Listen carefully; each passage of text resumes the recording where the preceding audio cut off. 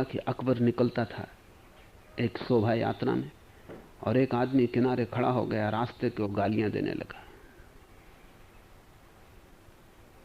अकबर ने उसे पकड़वा बुलाया, रात भर जेल में रहा वो, सुबह अकबर के सामने मौजूद हुआ। अकबर ने कहा, तूने गालियां क्यों बकी? उसने कहा कि मैंने बकी, बात गलत, मैं शराब पिए हुए था। जिसने बकी उसकी जिम्मेवारी मुझ पे है ही नहीं।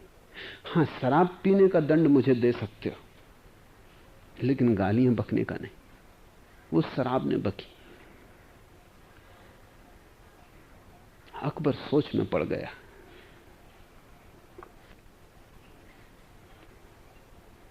उसने उस आदमी को माफ कर दिया।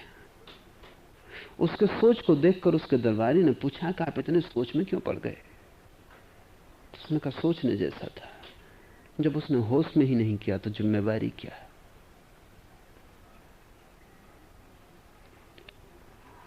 अकबर के लिए अपमान न रहा अगर बेहोशी में गाली दी गई है। अब कोई झगड़ा भी नहीं है, बात ही खत्म हो गई। होश में दी गई होती तो झगड़ा था। गाली वही है, होश से निकले तो अर्थपूर्ण हो जाती, बेहोशी से निकले तो व्यर्थ हो जाती। कबीर कह रहे हैं, डगमग छाड़ी दे मन बोरा, पगले मन चुप हो जा। या तुझे डगमगाने में आनंद आता हो तो डगमगाता रहे, लेकिन हम चले।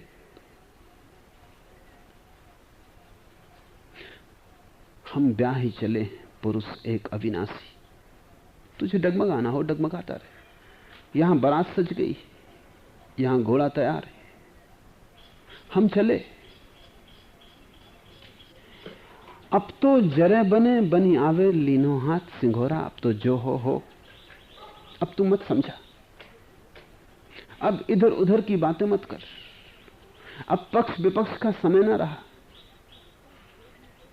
अब तो जो भी हो, जैसे भी हो। अब तो सती ने हाथ में सिंदूर ले लिया, अब लौटने का कोई उपाय नहीं। होई निसंक मगन है नाचो, लोभ भ्रम छाड़ो। सूरो कहा मरन थे डर पे, सती न संचे बाड़ो। कबीर कहते हैं, अब तो निसंक होकर नाचो,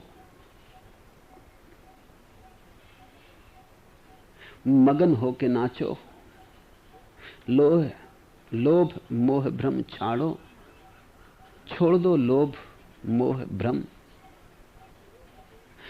सूरो कहां मरन ते डर पे, और वीर पुरुष कहीं मरने से डरते हैं। मन समझा रहा है कि ये तो मरने के रास्ते पे चले, मौत ही हाथ लगेगी और कुछ न पाओगे। कोई परमात्मा नहीं और न कोई मोक्ष है। मनगढ़ंत बातें हैं, चालबाजों ने गढ़ी है। चारवाक ने कहा है कि वेद चालबाजों की गढ़ंत है, और मोक्ष और परमात्मा ये सब कुशल और शैतान की ईजादें। चारवाक ने कहा है कि अगर उधार लेके भी घी पीना पड़े तो पी लेना, क्यों लौट के कोई नहीं आता, न किसी को चुकाना है, न कोई चुकाने का डर, न कोई पुण्य है न कोई पाप है। ये सब कुछ कुशल और चालबाज लोगों की तरकीबें हैं जिनसे उन्होंने तुम्हें फांस रखा है। और यही बात आधुनिक युग में मार्क्स ने कही कि अफीम का नशा है, ये गरीबों को शोषण करने का उपाय है, जो चारवाक ने कहा था 3000 साल पहले। ठीक वही बात। लेकिन मन तो सभी के भीतर चारवाक की तरह बोलता है।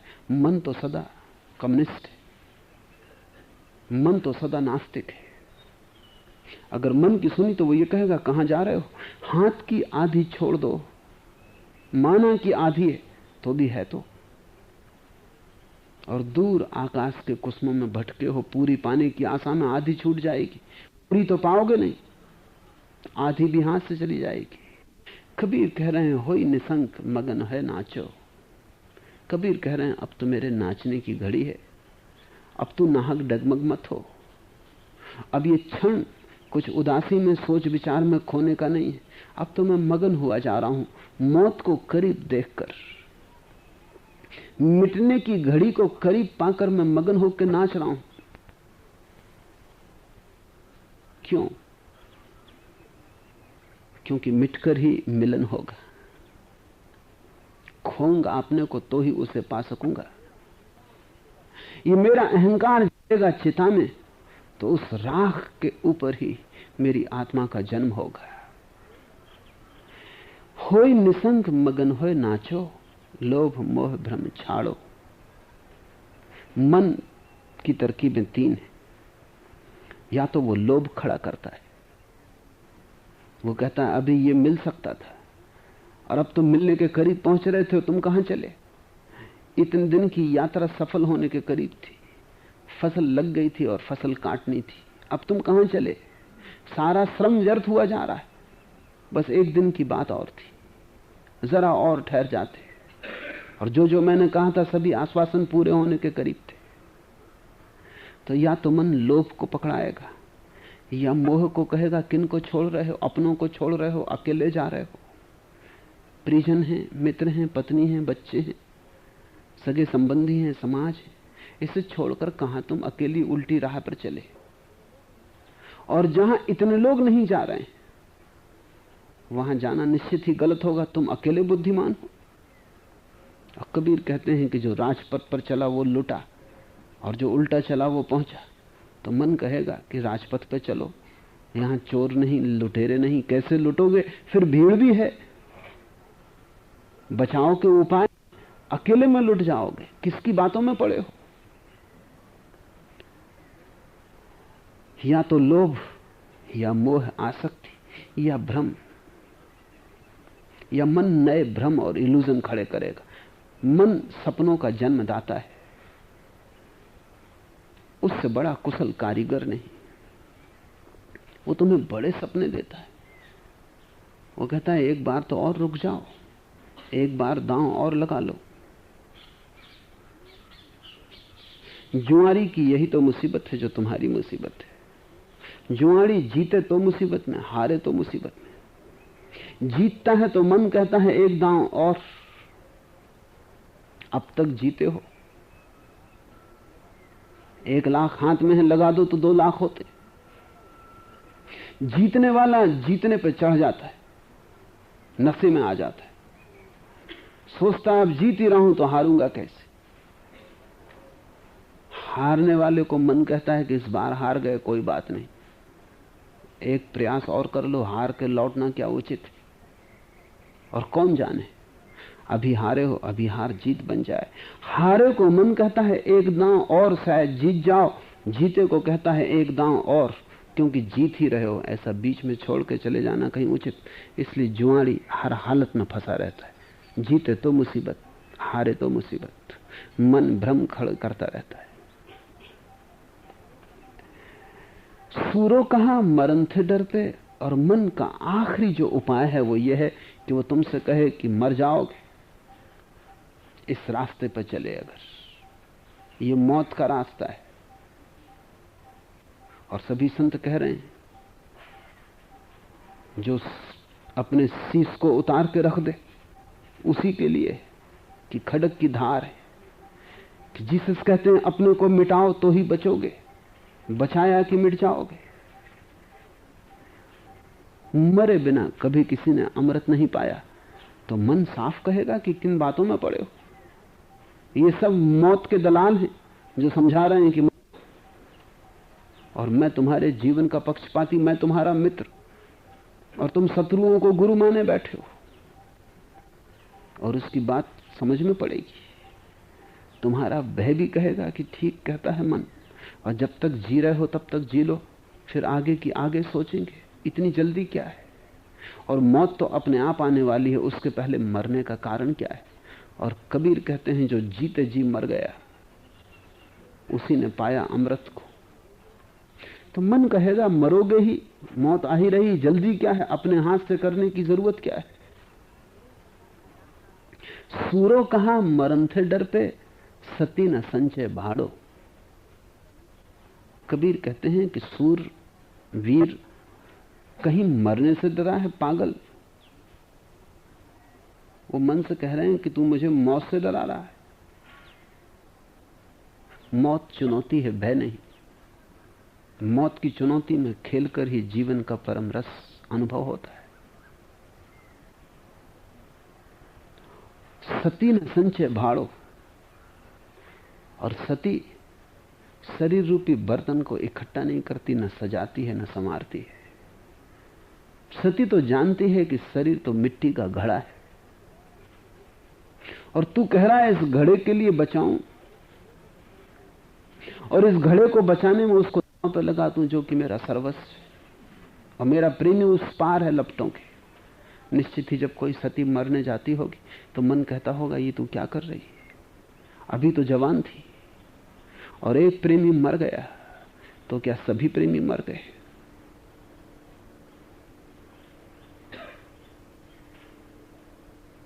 अभी प्रेम फिर पैदा हो सकता था, थोड़ा घाव भर जाने दे, इतनी जल्दी क्या है? जीवन फिर लौट आएगा।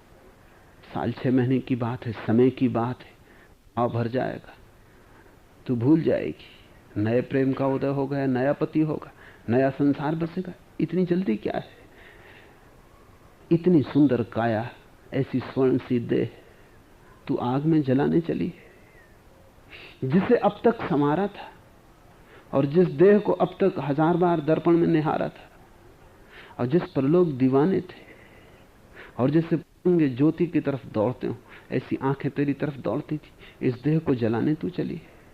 कबीर कहते हैं मन तो ये सब कहेगा, सती न संचय भाड़ो, लेकिन जो सती खड़ी हो गई है हाथ में सिंदूर लेकर, मरने की जिसकी तैयारी है, जिसने पहला कदम उठा लिया, और जिसने आग की लपटों में अपने सुहाग को देखा, और जिसने उस पार खड़े प्रेमी की प्रतिमा को पहचान लिया है, वो कुछ शरीर को संभालने, इस मिट्टी के घड़े को संभालने की बातों में नहीं पड़ती।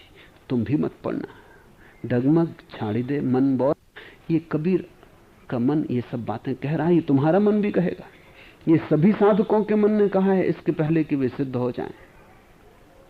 ये मन का स्वभाव है। लोक वेद कुल की मर्यादा, यह गले में पासी, आधा चली चली पीछा फिर है जग में हांसी। लोक समाज, वेद शास्त्र परंपरा, कुल की मर्यादा, परिवार, वंश की इज्जत, ये सब गले में फांसी, यह गले में पासी। क्योंकि मन कहेगा ये तुम क्या कर रहे हो, ये समाज के विपरीत है। मेरे पास लोग आते हैं, वे कहते हैं हम संन्यास्त होना चाहते हैं, लेकिन समाज का भय है।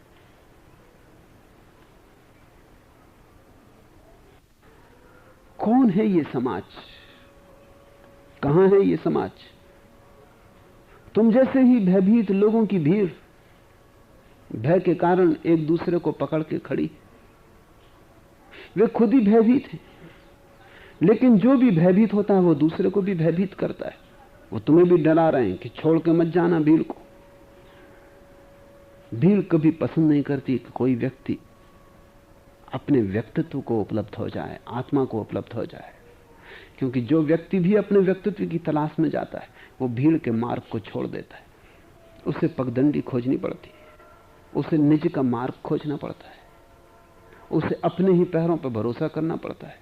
उसकी दूसरों की निर्भरता धीरे धीरे क्षीण हो जाती, और अगर वो निर्भर भी होता है तो परमात्मा पर, समाज पर नहीं।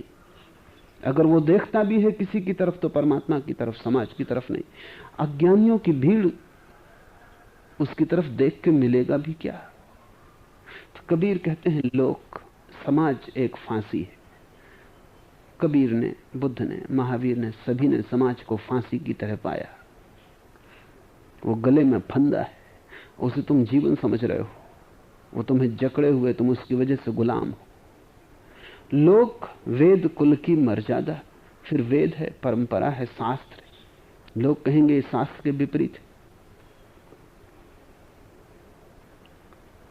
लोग कहेंगे शास्त्र में तो लिखा है संन्यास लेना आखिरी वक्त, जब मौत करीब ही आ जाए, अंतिम चरण में सन्यासी होना। जवान होकर सन्यासी हो रहे, शास्त्र में लिखा नहीं, ये वेद के विपरीत है। एक बूढ़े आदमी मेरे पास आए, उनकी उम्र होगी कोई 78 वर्ष। उनके लड़के ने संन्यास ले ली। लड़का भी कोई लड़का नहीं है, लड़के की उम्र है कोई 50 वर्ष। वो बड़े नाराज आए और कहने लगे आप लड़के बच्चों को संन्यास दे रहे। कौन सा लड़का बच्चा? उनका लड़के को भी साथ लाए थे, उसकी उम्र 50 साल की। कहने लगे ये तो वेद के प्रतिकूल है, शास्त्र में साफ लिखा है कि अंतिम चरण में संन्यास्त होना चाहिए। पहला चरण ब्रह्मचर्य, दूसरा गृहस्थ, तीसरा वानप्रस्थ, चौथा आखिरी चरण में आदमी को संन्यास्त होना चाहिए। मैंने कहा छोड़ो लड़के को, आपका क्या इरादा है? आपका आखिरी चरण आया? अगर आप संन्यास लेते हो तो लड़के को मैं समझाता हूं कि ना ले। कहने लगे जरा सोचूंगा, फिर दोबारा आऊंगा, जरा सोचने समझने थे। 78 वर्ष की उम्र में भी अभी सोचने समझने के लिए रास्ता बनाए रखे हैं उन्होंने। बेटा ले तो कहते हैं कि आखिरी में लेना, खुद आखिरी में है। वो बेटे को आखिरी में लेना ये नहीं कह रहे हैं, वो सिर्फ अभी मत ले, उसके लिए आखिरी का बहाना है। सन्यास की उम्र देखता है, जागने के लिए कोई उम्र का बंधन हो सकता है। और अगर तुम जवानी में न जाग सके तो बुढ़ापे में जागना बहुत मुश्किल हो जाएगा, क्योंकि जागने के लिए भी ऊर्जा चाहिए, शक्ति चाहिए। जब तुम असक्त हो जाओगे, सूख चुके होगे, जब तुम्हारे पास कुछ भी न बचेगा, तब तुम परमात्मा के चरणों में अपने को चढ़ाने जाओगे। चढ़ाना था तब जब फूल अपनी उमंग में था, चढ़ाना था तब जब सुगंध थी जीवन में, चढ़ाना था तब जब कुछ देने योग्य था पास। जब कुछ भी न बचेगा, जब मौत तुमसे छीनने को दरवाजे पे ही खड़ी रहेगी, तब तुम चढ़ाओगे। वो चढ़ाना झूठा होगा। धोखा तुम किसको दे रहे हो? धोखा कासू कहिए। कबीर कहते हैं लोग वेद कुल की मर्यादा ये है गले में फांसी, आधा चली चली पीछा फिर है जग में हांसी। और ये सती आ गई, चिता के द्वार पर खड़ी हो गई, एक कदम और सब स्वाहा हो जाएगा। और मन समझा रहा है लौट चल, लौट चल, अभी भी वक्त है, अभी भी समय है, अभी भी सुविधा है, लौट चल। और कबीर कहते हैं कि आधा चल के जो पीछे लौटेगा सारा जग हंसेगा। ये जग समाज नहीं है। समाज के लिए कबीर ने लोक शब्द का उपयोग किया। जग है अस्तित्व। अगर ऐसी घड़ी से कोई पीछे लौटेगा, समाधि के करीब से अगर कोई पीछे लौटेगा, तो सारा जग, पूरा अस्तित्व हंसेगा। और अगर कोई समाधि में छलांग लगा लेगा तो सारा जग मगन मस्त होकर नाच उठेगा। आधा चल चल चलकर पीछा फिर है जग में हांसी। यह संसार सकल है मैला, राम कहें ते सूचा। ये सारा संसार अपवित्र है, क्योंकि मन से जन्मा है। मन कलह है और अपवित्रता है। राम कहें ते सूचा। केवल वे ही इस संसार में पवित्र हैं जिनके हृदय में राम का उच्चार है, जिनकी वाणी में राम का वास। राम कहें ते सूचा, केवल वे ही सच्चे, पवित्र, शुद्ध हैं। कहे कबीर नाव नहीं छाड़ो, गिरत परत चढ़े ऊंचा। सिर्फ उसका नाम मत छोड़ना। गिरना, पड़ना, फिर उठ उठ के खड़े हो जाना, नाम भर मत छोड़ना। नाम को पकड़े रहना, फिर कोई फिक्र मत करना। गिरना भी होगा, पढ़ना भी होगा, उठना भी होगा। तुम एक नाम को भर पकड़े रहना तो मंजिल सुनिश्चित है, पहुंच ही जाओगे। और गिरने से मत डरना। गिरत परत चढ़ी ऊंचा। जो गिरने से डरता है वो तो चलता ही नहीं, फिर भय के कारण बैठा रह जाता। गिरने से मत डरना, भूल करने से मत डरना। एक ही बात ख्याल रखना, एक ही भूल दोबारा मत करना। एक ही ढंग से बार बार मत गिरना, क्योंकि वो तो बेहोश आदमी का लक्षण है। गिरना हर बार नए ढंग से गिरना, फिर उठाना। गिरने उठने में एक चीज समान रखना, उसके नाम का स्मरण। वो अहिर्निश गूंजता रहे। अंधेरे में रहो तो, रोशनी में रहो तो, उठो तो, गिरो तो, उसकी गूंज बनी रहे। वो एक धागा न छूटे हाथ से, बस नाम की नाव न छूटे। फिर लहरें ऊपर ले जाएं, नीचे ले आएं, गिरत परत चढ़ ऊंचा, लेकिन गिरते परते एक दिन तुम उस ऊंचाई पे पहुंच जाओगे जहां परमात्मा है। सिर्फ उसका नाम ना छूटे, उसका स्मरण न छूटे। सुन्न मरे, अजपा मरे, अनहद हु मर जाए, राम सने ही ना मरे, कह कबीर समझाए। शून्य जैसा सुख का, महासुख का अनुभव भी मर जाता है। अजपा का, ओंकार का नाद भी मर जाता है। अनहद असीम की प्रतीति भी मर जाती है। सिर्फ एक राम का प्रेम कभी नहीं मरता। यह संसार सकल है मैला, राम कहे ते सूचा, कहे कबीर नाव नहीं छाड़ो, गिरत परत चढ़ ऊंचा। एक उसकी याददाश्त को बनाए रखना, वही सहारा है। हर घड़ी में होश में एक चीज बनी ही रहे। कितने ही गिर जाओ, हाथ से उसका धागा न छूटे। उस धागे के सहारे फिर उठाओगे। एक छोटा सा धागा। ऐसा हुआ कि एक सम्राट नाराज हो गया अपने मंत्री पर, और उसने उसे आजन्म कारावास दे दिया। और गांव के बाहर उसने एक बहुत बड़ी मीनार बना रखी थी, जिस मीनार पर उसे कैद कर दिया। उस मीनार से भागने का कोई उपाय न था। अगर वो भागने की कोशिश करता तो गिरता और मरता। कोई 500 फीट ऊंची मीनार थी। मीनार पे सख्त पहरा था। उसकी पत्नी बड़े परेशान हुई कि क्या करें, कैसे छुटकारा हो जीवन भर। और अभी जवान था मंत्री, आधी जिंदगी और शेष थी। तो पत्नी एक फकीर के पास गई और फकीर से कहा कुछ रास्ता बताओ। फकीर ने कहा हम एक ही रास्ता जानते हैं, उसका ही थोड़ा उपयोग कर लो, धागे को पहुंचा दो। क्योंकि हम तो एक धागा जानते हैं राम स्मरण का, और हम संसार की कैद से बाहर हो गए, तो ये तो छोटी कैद है, तुम एक धागा पहुंचा दो। पत्नी ने कहा मैं कुछ समझी नहीं, आप पहेलियां मत बूझे। तो उसने कहा तुम ऐसा करो, एक कीड़े को पकड़ लो, एक ऐसे कीड़े को जिसको गंध आती है, और उस कीड़े की मूंछों पर मधु लगा दो। मधु की गंध आएगी, कीड़ा ऊपर की तरफ चढ़ने लगेगा। और चूंकि मूंछों पर लगी है मधु, जैसा कीड़ा ऊपर चढ़ेगा वैसे मधु आगे हटती जाएगी, गंध उसे खींचती रहेगी। कीड़े के पीछे थोड़ा पतला धागा बांध दो। ऐसा ही किया। वो कीड़ा चढ़ने लगा, मधु की गंधों से खींचती है, वो गंध में ऊपर की तरफ जाता है, पतले धागे को अपने पीछे लिए आता है। वजीर तो उत्सुक था ही, 24 घंटे विचार कर रहा था कि कोई ना कोई उपाय, मित्र, पत्नी कोई ना कोई खोजेगा। तो सचेत था। उसने कीड़े को चढ़ते देखा, और कीड़े के पीछे बंधा हुआ एक धागा आ रहा है। पहचान गया कि कोई उपाय हो गया है।